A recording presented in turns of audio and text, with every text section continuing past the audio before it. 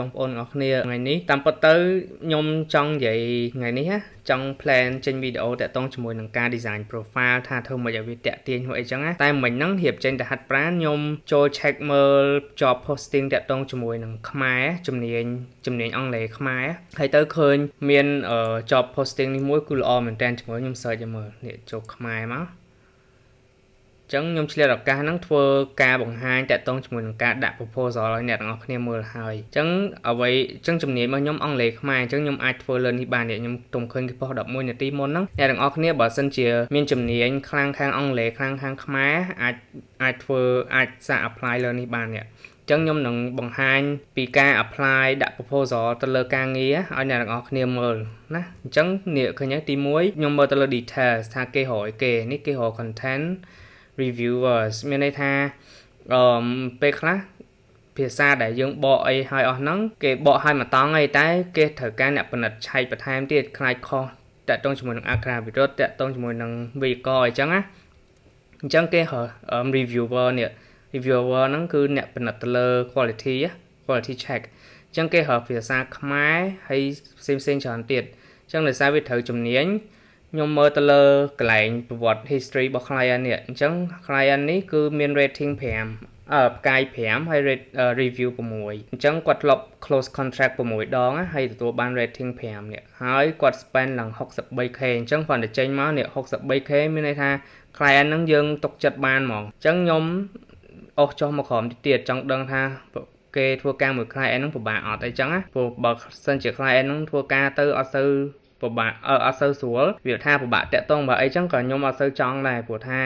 ខ្ញុំខ្លាចខាតពេលវេលាអីចឹងណាតែមើលទៅគេនិយាយល្អច្រើនណាសប្កាយ5នេះ exceptionally helpful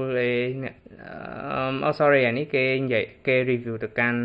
freelancer ហើយអញ្ចឹងយើងមើលក្រោមទៀតមកនេះ freelancer review ឲ្យ great communication អញ្ចឹងខ្ញុំចង់ធ្វើការជាមួយភាសាគាត់តាក់ទងស្អីតាក់ទងអីបានល្អងាយស្រួលធ្វើការជាមួយអញ្ចឹងណាអញ្ចឹងខ្ញុំសម្រេចចិត្តថាអូខេចង់ apply ហើយខ្ញុំចុចលើ apply now នេះដើម្បី submit proposal យើងណាអញ្ចឹងចុច apply now មកវា load ចូល page មួយទៀតអញ្ចឹងមិញតាមពិតទៅមិញខ្ញុំរៀបដាក់ហ្នឹងវា connect ខ្ញុំសល់តែ2អញ្ចឹងទុំទិញថែម10ទៀតណាហ្នឹងហើយពេលខ្លះខ្ញុំទិញម្ដង100ពេលខ្លះខ្ញុំទិញ10ឬពេលខ្លះ20អញ្ចឹងណាស្រេចអត់ទៅតាមអារម្មណ៍ដែរហ្នឹងហើយអញ្ចឹងអាកន្លែងនេះយើង apply as a freelancer អូនេះ don't have enough connect ចឹងមានន័យថា connect ការងារនេះវាលើសពី12ទៀតអញ្ចឹងខ្ញុំត្រូវទិញបន្ថែមណាឃើញទេមិនថាតតអ្នកថ្មីបន្ទិញណាទោះជាអ្នកណារកបាន$1លានក៏ដោយក៏ត្រូវតែទិញដែរអូខេអញ្ចឹងយើងអានេះដោយសារខ្ញុំអស់ connect ខ្ញុំត្រូវទិញ connect សិនអញ្ចឹងខ្ញុំទិញថែម10រៀលសំទោសទិញថែម10ទៀត10វា1រៀលកន្លះអូខេហើយអញ្ចឹងខ្ញុំយកតែ10ទេវាមានច្រើនណាអញ្ចឹងខ្ញុំទិញ10សិនហើយខ្ញុំទិញ by connect ហ្នឹងមកចុចលើហ្នឹងមកអញ្ចឹងវានេះដោយសារតែលុយខ្ញុំនៅក្នុង Upwork ហ្នឹងវាមានស្រាប់អានេះ available balance នេះខ្ញុំអាចដកក៏បានឬក៏ຕົកក្នុងហ្នឹងប្រើការអញ្ចឹងណាអញ្ចឹងខ្ញុំຕົកក្នុងហ្នឹងវាមានសល់60%ជាងខ្ញុំទិញឲ្យហើយទៅ by connect មកបើសិនជាយើងអត់មាន available balance ទេគេនឹងត្រូវការឲ្យយើងបញ្ចូលvisa card យើងហើយតែដោយសារខ្ញុំមានហើយខ្ញុំប្រើលុយក្នុងហ្នឹងបានណាអូខេអញ្ចឹងវាយកយើងមកទំព័រនេះវិញអញ្ចឹងនៅពេលដែលមកដល់ខ្ញុំ select as a freelancer ដោយសារតែខ្ញុំមាន agency បកប្រែខ្ញុំផ្ទាល់ខ្លួនណាអញ្ចឹងកន្លែងហ្នឹងគេសួរឲ្យរើសថា apply ជា agency ឬក៏ apply ជា freelancer អញ្ចឹង propose with a specialized profile អញ្ចឹងអាកន្លែងហ្នឹងយើងមាន general profile ផងយើងមាន specialized profile ផងអញ្ចឹងអ្នកទាំងអស់គ្នាអាចយកមួយណាក៏បានដែរទៅតាក់ទងជាមួយនឹងជំនាញដែលយើង apply ហ្នឹងណាសម្រាប់ខ្ញុំយក general profile ហ្មងទៅព្រោះថានៅលើ general profile ខ្ញុំមាន describe តាក់ទងជាមួយនឹង history ប្រវត្តិ client ខ្ញុំសុំទោសហៅថា previous clients ខ្ញុំមានអាស័យនៅលើ general profile ច្រើនអញ្ចឹងខ្ញុំដាក់ general profile មកតបមកទៀតយើងអស់ចុះមកក្រោមមកអាកន្លែងនេះ rate hourly rate ខ្ញុំ25តែអ្នកនរគ្នាដាក់ប៉ុន្មានដាក់ទៅសេចចិត្តអញ្ចឹងគេកាត់ 10% អ្នកឃើញគេដាក់ឲ្យហ្មងអញ្ចឹងក្នុង1ម៉ោង25រៀលហ្នឹងគេដក 2.5 ហើយតបមកយើងចុះមកក្រោមទៀតអានេះខ្ញុំប្រាប់ tip មួយកុំឲ្យញ៉ៃយើងដាក់ never តែអញ្ចឹងទេ client មើលទៅវល់មុខហ្មងនេះ tip កលឹះរលុយអាចប្រកួតប្រជែងជាមួយខ្ញុំហើយប្រកួតប្រជែងជាមួយនឹង អ្នកធ្វើអន្តរជាតិហ្មងទាំងជនជាតិគេទាំងអីព្រោះ project ខ្លះដូចជា say code ដូចជា design អីចឹងយើងប្រកួតជាមួយជនជាតិគេហ្មងចឹងអានេះសុទ្ធតែកលឹះអាចជួយអ្នកនរគ្នារកលុយបានច្រើន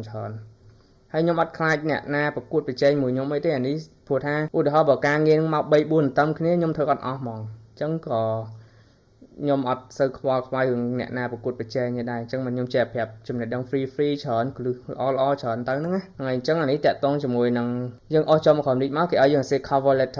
letter នេះខ្ញុំអត់អាចបង្ហាញបានទេតែខ្ញុំនឹងដាក់របស់ខ្ញុំចូលទៅក្នុងហ្នឹងណាព្រោះថាបើអត់ដាក់ cover letter ផ្ញើអត់បានទេហើយcover letter នេះវាជាអ្វីដែលខ្ញុំរៀនសិក្សាមកហ្មងចេះសេព្រោះថាដើម្បីឲ្យ project ដើម្បីឲ្យយើងដាក់ proposal ទៅ client hire យើងភាគរយខ្ពស់គឺយើងត្រូវចេះសេ cover letter ហ្នឹងឲ្យខ្លាំងហើយខ្ញុំរៀនអស់លុយដែរអាហ្នឹងអញ្ចឹងសម្រាប់អ្វីដែលខ្ញុំរៀនមកវាចេះមក free ខ្ញុំចែកម្លែក free អ្វីដែលខ្ញុំរៀនមកអស់លុយគឺតើតាខ្ញុំបង្កើតចេញជាវគ្គខ្លីមួយដើម្បីការបង្ហាញពីការសេហ្នឹងឲ្យ powerful ដែលយើងដាក់ទៅភាគរយដែល client hire យើងភាគរយដែល client ឲ្យ project មកយើងគឺច្រើនហ្មងគេអញ្ចឹងខ្ញុំនឹងអស់ចំក្រុមសិននេះខ្ញុំនឹងពេញថែមតាមក្រោយកន្លែងនេះគេ profile highlights នេះយើងអាចadd an Upwork job នេះបើសិនជាយើងមានការងារពាក់ព័ន្ធដែលយើងធ្លាប់ធ្វើលើ Upwork យើងអាចបញ្ចូលទៅ add ឡើងនេះ certificate នេះអត់ចាំបាច់ទេ portfolio project នេះចាំបាច់ដោយសារតែ client គេចង់មើលថាយើងធ្លាប់ធ្វើការងារមុនមិនខ្លះអញ្ចឹងដោយសារតែខ្ញុំមាន portfolio ស្រាប់នេះឃើញទេអញ្ចឹងខ្ញុំអាច select បាន select អាណាដែលវាពាក់ព័ន្ធណា academic report នេះចុះអូខេអញ្ចឹងខ្ញុំ add to នឹង pubចឹងអ្នកនរគ្នាអាចបង្កើត portfolio នឹងបានណាសូមបញ្ជាក់តិច portfolio នេះយើងបង្កើតដោយខ្លួនឯងមិនបាច់ដល់មានធ្លាប់ធ្វើការនៅលើ Upwork ហ្នឹងឯងអញ្ចឹងយើងគ្រាន់តែបង្កើត design កម្របអីស្អាតចឹងមកយើង display អាការងារដែលយើងធ្លាប់ធ្វើពីមុនហ្នឹងបន្ទាប់មកឥឡូវនេះ add an Upwork job នេះបើជាការងារដែលយើងធ្លាប់ធ្វើលើ Upwork អញ្ចឹងខ្ញុំធ្លាប់ធ្វើច្រើនណាអញ្ចឹងខ្ញុំហៅអាណាផ្កាយ5មួយមកដើម្បីបង្ហាញគេនេះចឹងខ្ញុំនឹងយកអានេះដែលសារខ្ញុំមាន data quality assurance វាស្តៀងទៅនឹងអា project ដែលយើងដាក់ហ្នឹងណាចឹងយើងដាក់នេះទៅវាបង្កើនភាគរយយើងកាន់តែច្រើនចឹងយើងគិតលើភាគរយចឹងហើយវាបូកគប់ផ្សំគ្នាចឹងទៅធ្វើឲ្យ client មើលមកយើងមកគាត់ថាអូចង់យកអ្នកហ្នឹងហ្មងចឹងណាចឹងយើងភាគរយដែលយើងឈ្នះយក project ហ្នឹងគឺច្រើនតោះមកយើងអស់ចុះមកក្រោមមកអានេះយើង bid ឧទាហរណ៍ឥឡូវការងារហ្នឹងមានមនុស្សដាក់ទៅ50នាក់ឧទាហរណ៍ចឹងបើយើង bid first place នៅពេលដែល client view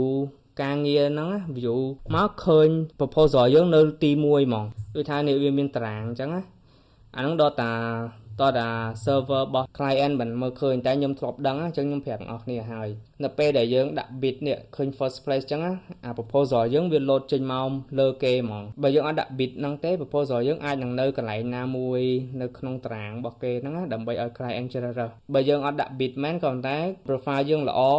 វាត្រូវគោលការណ៍គេគ្រប់មួយ algorithm របស់គេ algorithm ហ្នឹងវារុញយើងឡើងលើហ្មងអញ្ចឹងណាអញ្ចឹង website ហើយនឹងកម្មវិធីមួយគឺវាមាន algorithm របស់វាទាំងអស់ដោយសារតែនេះការងារនេះរៀងថ្លៃស៊ីឡើង20 connect អញ្ចឹងសម្រាប់ខ្ញុំដាក់ bid លេខ1ចុះដោយសារអត់ទាន់មានគេ bid អញ្ចឹង bid យកលេខ1នេះអស់តែ1 connect ទេតែបើសិនជាមានគេ bid មក5 connect គេនឹងវាដាច់យើងអញ្ចឹងបើយើងធ្លាក់ទៅក្រោមតែខ្ញុំអត់សូវខ្វល់ទេដោយសារតែ profile ខ្ញុំខ្លាំងអញ្ចឹងមិនបាច់តន់សូវខ្វល់ហ្នឹងឯងអញ្ចឹងអ្វីដែលយើងចំណុច goal ឡើងគឺត្រូវ build profile យើងឲ្យបានខ្លាំងឲ្យបានល្អវានឹងជួយជំរុញយើងទៅដល់ឯងមិនបាច់ចាំដល់តែ bid គ្រប់ពេលទេណាខ្ញុំដាក់ទៅវាអស់21អញ្ចឹងខ្ញុំនឹងទៅយក cover letter ខ្ញុំមកដាក់នៅក្នុងនេះសិនបើខ្ញុំអាចផ្ញើចេញតែកន្លែងនេះខ្ញុំសុំកាត់ណាអូខេអញ្ចឹងខ្ញុំដាក់ cover letter អីហើយ cover letter ហ្នឹងវាជា text យើងសរសេរអីចឹងតែខ្ញុំដោយសារខ្ញុំមាន sample ខ្ញុំស្រាប់ខ្ញុំសរសេរហើយខ្ញុំ copy មក paste ចូលហ្មងស្រួលហើយបើសិនជាអ្នកនរគ្នាមានចំណាប់អារម្មណ៍តាក់ទងជាមួយការសរសេរ cover letter ឲ្យខ្លាំងអីហ្នឹងបើសិនជាចង់រៀនខ្ញុំអាចនឹងបង្កើតជាវីដេអូឬក៏វគ្គខ្លីទូចមួយដើម្បីនិយាយ specifically ទៅលើ cover letter ហ្នឹងហ្មងតែប្រហែលជាអស់លុយតិចតួចសូមបញ្ជាក់មុនហើយបើសិនជាមានចំណាប់អារម្មណ៍ជួយប្រាប់នៅកន្លែង comment ខាងក្រោមផងដោយសារតែខ្ញុំរៀនមកវាអស់លុយដែរអញ្ចឹងយើងចែកចាយយើងគិតតាមនឹងដែរបាទចែកចាយ free you pick ដាច់បាយឥឡូវហើយអូខេអញ្ចឹងខ្ញុំ complete អីហើយអស់ហើយខ្ញុំចុចអាកន្លែង send for 21 connects នេះហ្នឹងយើងដាក់ proposal ហើយចុច pop មកចាំមកស្ទុះទៅអូខេនេះគេដាក់ your proposal was submitted អញ្ចឹងអ្វីដែលយើង ត្រូវធ្វើបានឥឡូវហ្នឹងគឺអត់មានអីត្រូវធ្វើទៀតទេមានតែដើររកការងារផ្សេងឬក៏យើងចាំមើលថាពេលណាដែល client គេតាក់ទងមកយើងធ្វើការរបស់យើងផ្សេងតទៀតអញ្ចឹងណាបើអ្នកនរគ្នាមានចម្ងល់អីបន្ថែមចាំសួរខ្ញុំនៅខាងក្រោម comment ហ្នឹងមកណាបើសិនជាអត់មានអីទេក៏ជួយ like ជួយ share ឲ្យម្នាក់មួយផងអរគុណច្រើន